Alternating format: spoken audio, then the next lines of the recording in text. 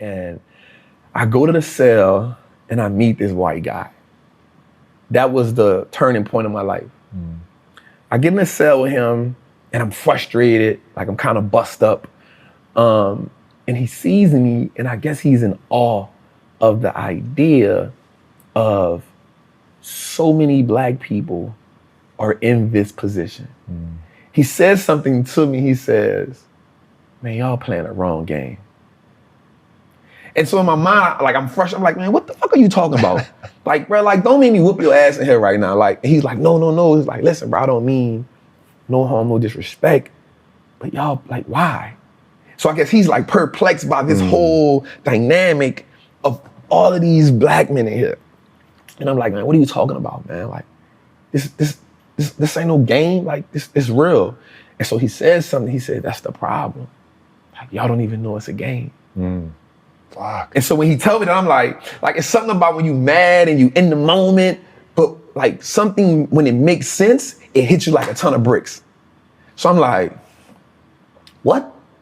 He was like, man, listen, man, there's a game that's being played and you're playing a game that you can't win. For a minute, I just started thinking about the people who I knew that was in the streets. Everybody lost, everybody suffered the same fate. There was nobody in the street that I knew at 16 that won. Everybody I knew had either been to prison, been shot, got killed, their father, like everybody suffered the same fate. So my rebuttal to him is this: well, if it's such of a game and you know the rules, why are you in here with me? It's a good question. Right?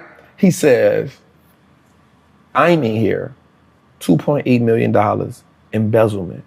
I paid $800,000 restitution. I kept $2 million. Have you ever seen $2 million? I'm like, man, get the fuck out of here. You fucking lying. So one thing about prison and in jail, you can show your paperwork. Like, you can lie all you want, but your paperwork tells me. So I said, let me see your paperwork then. So in New Orleans, I had a red band. So a red band means attempt murder, armed robbery, kidnapping, carjacking, violent offense.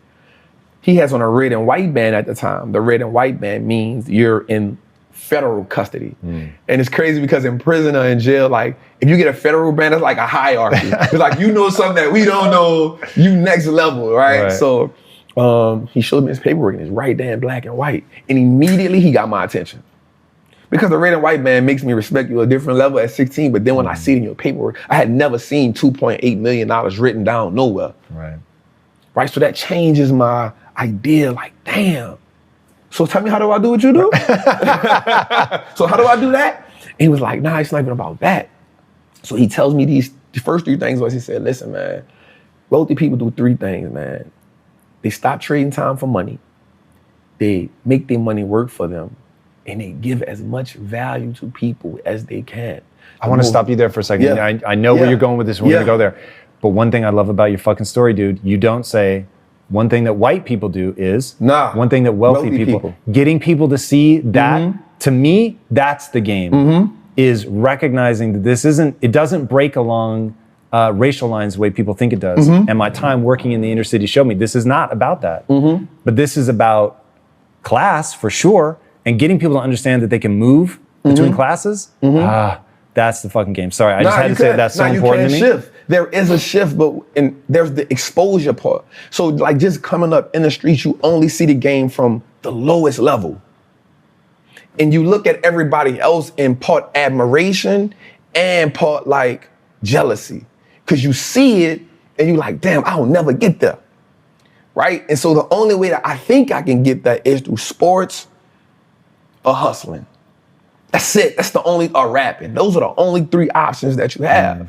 And so, you know, you make a decision on which way you want to go, right? And so you look at it from like, damn. And so me, I'm at the time like, man, I can't rap.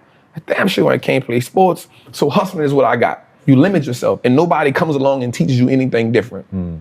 So give them those three things again that wealthy people do. So he said wealthy people stop trading time for money. They start making their money work for them and they give value to, as much value to people as they can. The caveat, I mean, you know, we got a little deeper into that. He said, the reason why you give people so much value is because if you give them so much value, they'll never leave you and they'll always be there for you. And you will never need for anything as long as you give value to people. And so I learned that as I got older. That part really didn't make sense to me at the time, but the money working for you part, and I was like, how do you make your money work for you? Again, all I know is how to go get money. That's all I know. So later on in that, he says wealthy people do 3 things. So we in a cell for about 45 days. So all of his conversations, now that you said, it never was black or white. Every conversation with him about money and transition was always wealthy people do. It wasn't white people do, it wasn't black people, it was always wealthy people do this. Right. Wealthy people do this. And I was like, damn, and now that you said that, this now makes sense to me again. So he says, wealthy people, first they get into stocks, then they start a business, and then they get real estate. So when people ask me, how did I get into stocks? It's because I followed that rule. Or like first, if he would have said real estate, business, I would have been the real estate trap. But he said stocks first, and I was like, damn. And so I just, my rest of my time in prison, I wanted to be that. I wanted to be a part of that wealthy conversation. So in prison, it's easy to get, I took my time, I researched the Warren Buffetts and the Peter Lynch's, and I'm not gonna lie, in the beginning, that shit was like Chinese to me. Right? This is a foreign language. And so what happened to me was it started reminding me of being in the streets. Everything about it. And I heard this term one time that said the real gangsters are on Wall Street. The real gangsters are in the government.